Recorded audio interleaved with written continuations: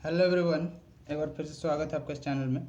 और हमने स्टार्ट किया है कि हर रोज़ 10 MCQ और 10 MCQ अगले 60 दिनों में, अगर 60 दिनों में हम 10 MCQ करते हैं तो 600 MCQ मतलब कि 600 कंसेप्ट आपके यहाँ पे हो जाएंगे। तो 600 क्वेश्चन वाला सीरीज होगा ये, तो आप हमारा सपोर्ट कीजिए और हमारे साथ जुड़े रहिए।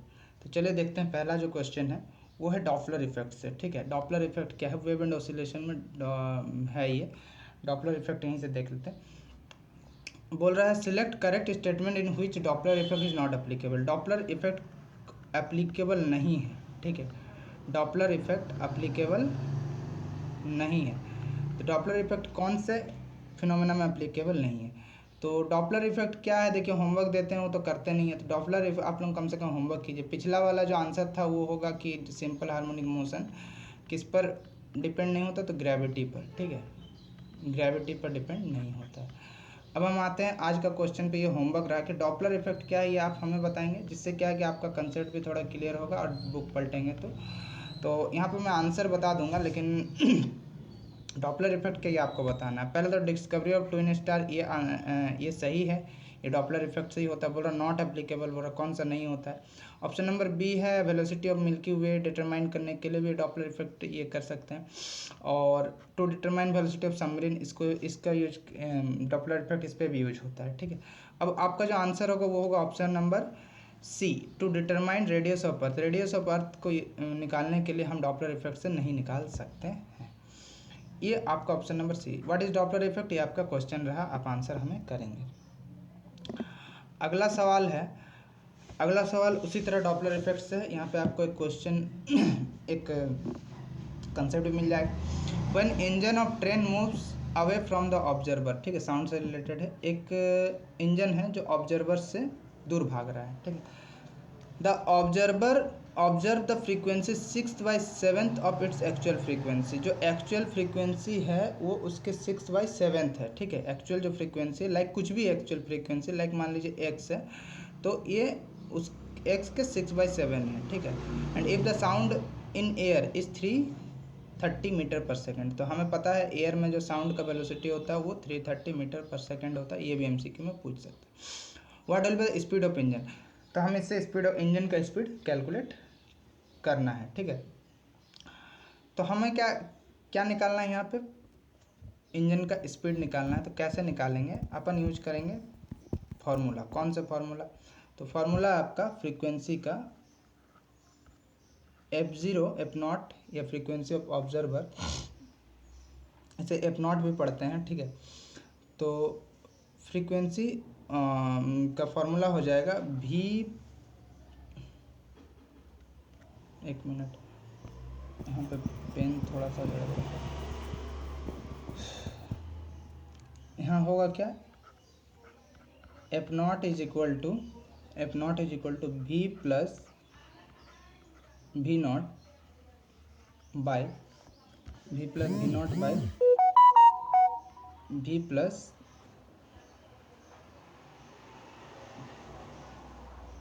ये पेन इस तरह से क्यों हो रहा है?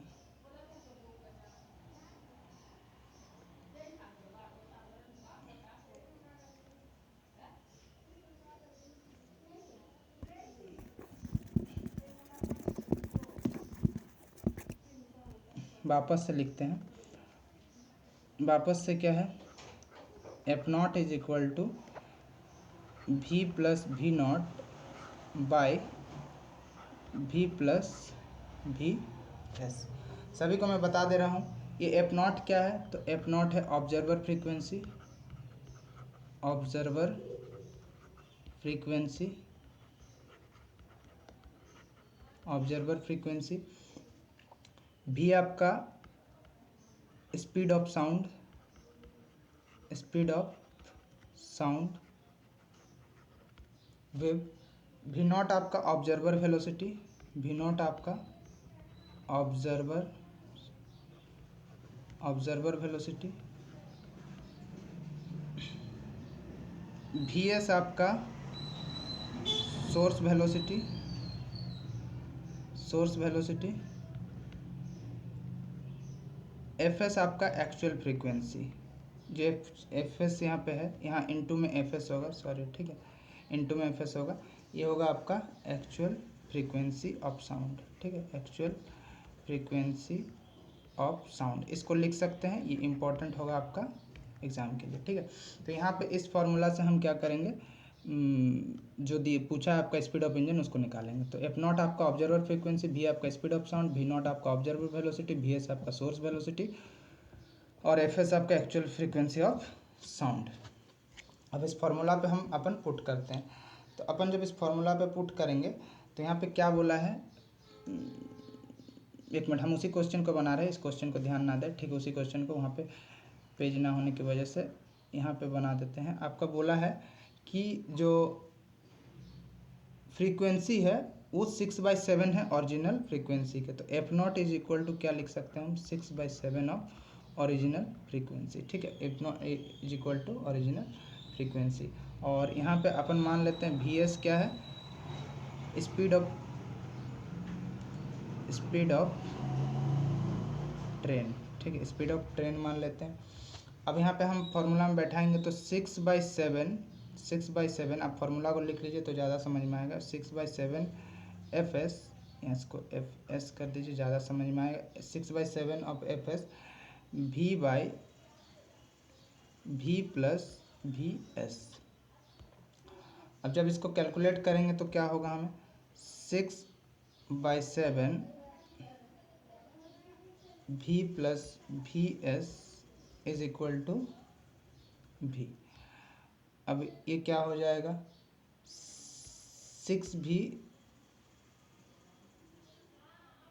Plus 6VS is equal to 7V। तो VS इज इक्वल टू हो जाएगा, इसे हम सब्ट्रैक्ट करेंगे तो 1 हो जाएगा, तो VS इज इक्वल टू हो जाएगा V/6। और हमें निकालना क्या है, हमें निकालना है स्पीड ऑफ इंजन। तो VS is equal to, V क्या है आपका ओरिजिनल वेलोसिटी ऑफ साउंड, तो वो 330 है, और यहाँ पे अपन 6 से डिवाइड कर देते हैं, तो VS इज इक्वल टू हो जाएगा 55 मीटर प्रति सेकंड। तो जो आपका आंसर होगा, यहाँ आपका आंसर होगा option number B is the correct answer. तो यहाँ पे समझ में आ गया होगा, इस वाले फार्मूला को आप नोट डाउन कर लीजिए, और इसी वाले फार्मूला से अपन क्या किए, इस क्वेश्चन को हमने बनाया है, ठीक है, इसी वाले फार्मूला से हमने इस क्वेश्चन को बनाया है। यहाँ पे आप देख सकते हैं, ये एफ नॉट क्या है, 6/7 है ओरिजिनल फ्रीक्वेंसी को बोला था, और वी एस को मान लीजिए स्पीड ऑफ ट्रेन, और बाद बाकी अब हमने फार्मूला में पुट कर दिया, तो वी एस का वैल्यू 55 मीटर पर सेकेंड आ गया। अब हम इस क्वेश्चन को देखते हैं, what is the relation between phase difference phi and path difference delta X. तो एक मिनट यहाँ पे मिटा देते हैं। तो जो रिलेशन बनता है वो रिलेशन हमारा बनता क्या है,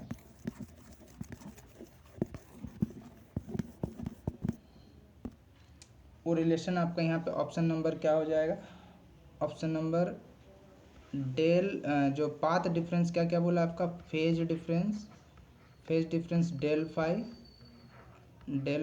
एंड पाथ डिफरेंस जो है डेल्टा एक्स, इन दोनों के बीच में आपको क्या बोला है, रिलेशन निकालना है। तो इन दोनों के बीच का जो रिलेशन होता है, ये रिजल्ट आप डायरेक्ट लिख लीजिए, del phi is equal to 2π/λ into delta x. This is the relation between phase difference and path difference. हाँ पेपर। तो ये रिजल्ट आप डायरेक्ट नोट डाउन कर लीजिए, ठीक है, ये वाला रिजल्ट जो पाथ डिफरेंस और ये डिफरेंस है। अब अगला हम क्वेश्चन देखते हैं। अगला क्वेश्चन है स्टैंडिंग वेव से, ठीक है, जो कि आपका सिलेबस में था। देखिए ये प्रीवियस ईयर क्वेश्चन पेपर है, यहाँ मैं जितने क्वेश्चन कर रहा हूँ सब प्रीवियस क्वेश्चन पेपर है। इन standing wave of frequency 1000 cycle पर सेकेंड, ठीक है, 1000 साइकिल पर सेकेंड है frequency. The distance between the node and adjacent anti node is 10 centimetre. The velocity of wave, ठीक। तो यहाँ पे एक चीज़ आप जान लीजिए, जो डिस्टेंस होता है यहाँ पे अपन बनाते हैं, पहले बनेगा कि नहीं बनेगा यहाँ पे फिगर,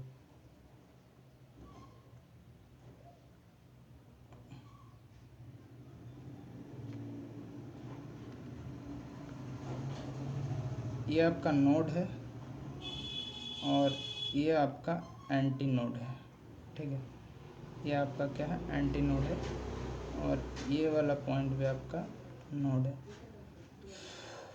और एक चीज़ जान लीजिए, जो नोड और एंटी नोड के बीच में जो डिस्टेंस होता है वो होता है लैम्डा बाई 4। नोड और एंटी नोड के बीच में जो डिफरेंस होता है वो लैम्डा बाई 4 होता है।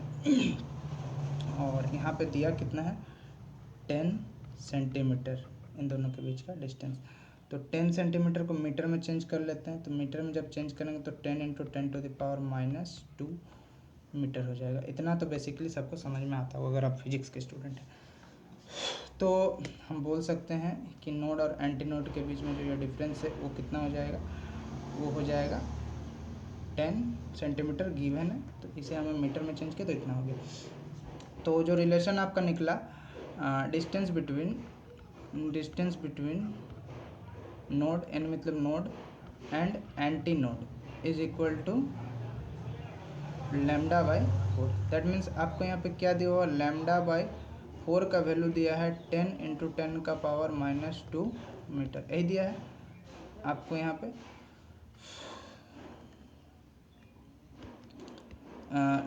लैम्डा बाई 4 का इक्वल टू क्या दिया है, 10 इंटू 10⁻⁻² मीटर, यही आपका दिया है। अब क्या है कि हमें निकालना है वेलोसिटी। तो वेलोसिटी ऑफ वेव क्या होता है, वेलोसिटी ऑफ वेव होता है फ्रीक्वेंसी इंटू में वेवलेंथ, तो वेवलेंथ का मतलब लैम्डा, ठीक है। तो अपन यहाँ पुट कर देते हैं। तो v इज इक्वल टू क्या होगा, फ्रीक्वेंसी मतलब 1000 पर साइकिल बोला है, तो आपका 1000 पर साइकिल, और यहाँ से हमने लैम्डा का वैल्यू नहीं निकाला तो लैम्डा का वैल्यू निकाल लेते हैं। Lambda by 4 is equal to 10 into 10⁻⁻² given है, तो लैम्डा इज इक्वल टू हो जाएगा 4 इंटू 10⁻⁻²। ये हो गया आपका लैम्डा का वैल्यू। दैट मीन्स अपन यहाँ पे लैम्डा का वैल्यू पुट कर देते हैं, तो 4 इंटू 10⁻⁻² हो जाएगा। और इस तरह से जो वेलोसिटी का वैल्यू हो जाएगा वो हो जाएगा 4000 मीटर प्रति सेकंड में निकालेंगे इसको, तो आंसर हो जाएगा आपका 4000 मीटर पर सॉरी हमने कैलकुलेट कहीं गलती किया, यहाँ से 2 जीरो कट गया, दैट मीन्स 4 नहीं होगा 400 हो जाएगा, ठीक है। यहाँ पे थोड़ा सा मिस्टेक हो गया इस जगह पे, हाँ 400 मीटर प्रति सेकंड। तो आपका आंसर हो जाएगा option number B is the right answer, 400 metre प्रति सेकंड। समझ में आ गया। आपको एक रिजल्ट याद रखना है कि जो नोड और एंटी नोड के बीच में जो डिफरेंस होता है वो होता है लैम्डा बाई 4, ठीक है। तो वही आपको दिया हुआ है 10 सेंटीमीटर का, और फ्रीक्वेंसी दिया आपको 1000 साइकिल पर सेकेंड का। अब अपन आते हैं अगला क्वेश्चन पे। तो अगला क्वेश्चन है आपका, आसान सा सवाल है, which of the following technique concern with ultrasonic. तो अल्ट्रासोनिक में कौन सा टेक्निक कंसर्न करते हैं, तो वो सोनोग्राफी का टेक्निक कंसर्न करते हैं, ठीक है। सोनोग्राफी में क्या, यहाँ पे और एक मैं होमवर्क दे रहा हूँ, ये एक्सरे और ईसीजी और सोनोग्राफी तीनों का क्या कंसेप्ट है, आप कमेंट बॉक्स में कमेंट करेंगे, और इसका आंसर हो जाएगा ऑप्शन नंबर बी। अब हम आते हैं अगला क्वेश्चन। तो अगला क्वेश्चन है, यहाँ पे पढ़ सकते हैं, two wave equal frequency and equal amplitude. दो इक्वल वेव है, equal frequency and equal amplitude, coming from opposite direction, दोनों अपोजिट डायरेक्शन से आ रहे हैं, and meet together at a phase difference phi. तो दैट मीन्स हमको यहाँ पे दिया क्या हुआ है, दिया हुआ है मान के चलिए A1 A और A2 भी A, जो दो वेव है, ठीक है, वो दोनों वेव का एम्पलीट्यूड सेम है, तो एम्पलीट्यूड का हमने A माना, ठीक है, लेकिन इन दोनों का जो डायरेक्शन है वो अलग है, ये दोनों का जो डायरेक्शन है वो अलग है। और आपको क्या दिया है यहाँ पे, किसका डिफरेंस बोला, फेज डिफरेंस। फेज डिफरेंस को अपन डिनोट करते हैं किससे, अपन डिनोट करते हैं फाई से। तो फेज डिफरेंस को फाई से डिनोट करते हैं, जिसका फाई का वैल्यू पाई दिया हुआ। अब जो रिजल्टेंट एम्पलीट्यूड होता है, रिजल्टेंट एम्पलीट्यूड का वैल्यू होता है वो होता है अंडर रूट। आपने पढ़ा होगा, अगर आप ये पढ़े हैं वेव ऑप्टिक्स या फिर वेव ऑप्टिक्स या फिर 11th में इंटरफेरेंस वगैरह, तो यहाँ हो जाएगा A1 का स्क्वायर प्लस में A2 का स्क्वायर प्लस में 2A1 A2 cos फाई। ये वाला रिजल्ट आप सभी को याद होगा। अब अपन इसमें पुट कर देते हैं, क्या होता है देखते हैं। तो a इज इक्वल टू क्या हो जाएगा, अंडर रूट ए स्क्वायर इंटू ए स्क्वायर प्लस 2 इंटू A1 का वैल्यू भी a, यहाँ पे डायरेक्ट ए स्क्वायर लिखते हैं, into cos pi, into cos pi. That means a is equal to क्या हो जाएगा,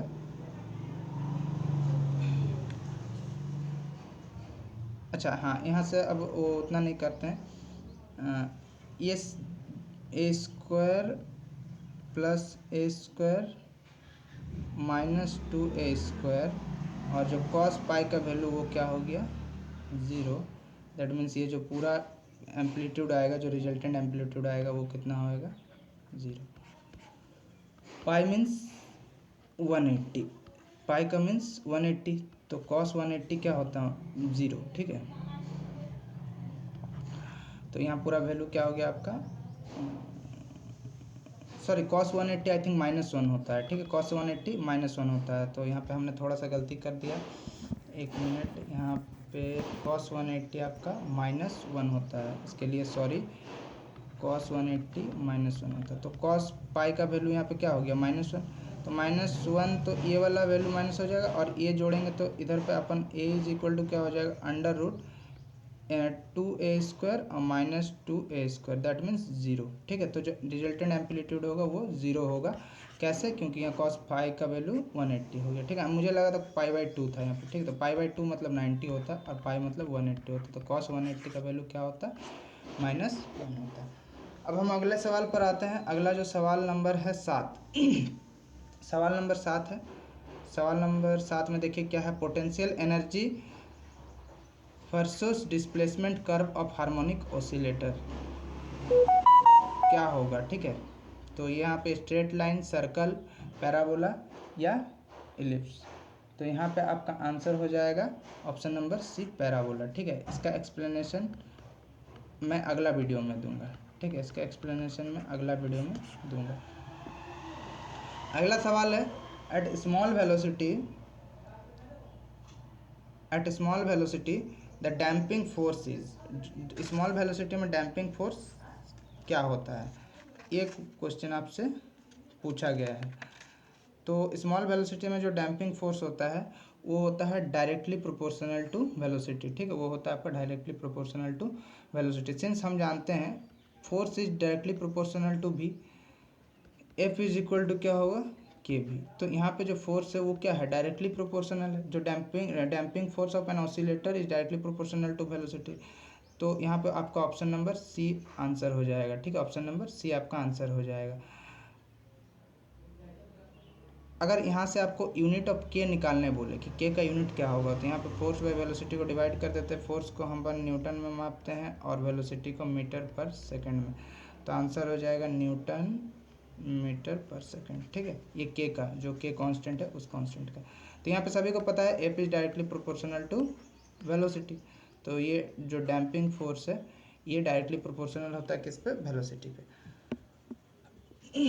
अगला सवाल देखेंगे। अगला सवाल आपको पूछा है the solution of differential equation this this this, ठीक है। तो इसका जो सॉल्यूशन क्या होगा, तो इसका सॉल्यूशन अपन करके देखते हैं। तो इस जो डिफरेंशियल इक्वेशन दिया है उसका सॉल्यूशन करके देखते हैं। यहाँ पे दिया क्या हुआ है आपको, D square Y by D T square plus omega square Y is equal to 0, ये दिया हुआ है। तो यहाँ से हम एक काम करते हैं, ऑप्शन से सवाल को बनाते हैं, ठीक है, ऑप्शन से सवाल को बनाते हैं। तो अपन कुछ ऑप्शन पिक करते हैं, यहाँ पे कोई भी एक ऑप्शन पिक करते हैं। तो यहाँ पे tan में नहीं आएगा, कॉट में भी नहीं आएगा, साइन में भी नहीं आएगा। डी, ऑप्शन नंबर डी, इस वाले इक्वेशन को पिक करके देखते हैं, ए साइन ओमेगा टी इस पर प्लस थीटा, इसको पिक करके देखते हैं। इसको अगर डिफ्रेंशिएट करेंगे तो क्या हो जाएगा, D Y by D T is equal to A omega cos omega T plus theta होगा, थीटा यहाँ पे सॉरी है। और फिर अगेन इसको डिफ्रेंशिएट करेंगे तो d Y by D T square is equal to हम मान लेते हैं minus omega square sine omega T plus theta और d square Y by D T square is equal to minus A omega square into y by A, ठीक, into y by ए। तो यहाँ पे हम अपन लिख सकते हैं ये वाला, देखिए फाइनली ये वाला इक्वेशन आपका यहाँ पे आ गया, ठीक है। फाइनली ये वाला इक्वेशन आपका आ गया। तो आप यहाँ पे सभी को डिफ्रेंशिएट करके देख सकते हैं। मुझे आंसर पता तो मैंने इसलिए डायरेक्ट बता दिया। आप सभी को डिफ्रेंशिएट करके देख लीजिए तो आपको सॉल्यूशन मिल जाएगा। तो यहाँ से अपन लिख सकते हैं d square Y by D T square plus omega square omega A कट जाएगा into y is equal to 0। तो आपका आंसर हो जाएगा डी। अब लास्ट क्वेश्चन अपन देखते हैं, which one of the following instrument work a principle of damped oscillation. तो यहाँ पे आपका आंसर होगा ब्लास्टिक गैल्वेनोमीटर। ये डैम्प्ड ऑसिलेशन पे वर्क करता है, ठीक है। ब्लास्टिक गैल्वेनोमीटर, ब्लास्टिक जो गैल्वेनोमीटर है ये डैम्प्ड ऑसिलेशन के प्रिंसिपल पर काम करता है। तो ये 10 क्वेश्चन हमने बताया। एक क्वेश्चन हम नेक्स्ट ये पर डिस्कस कर देंगे। Thank you for watching this video, और अच्छा लगे तो शेयर एंड सब्सक्राइब जरूर करें।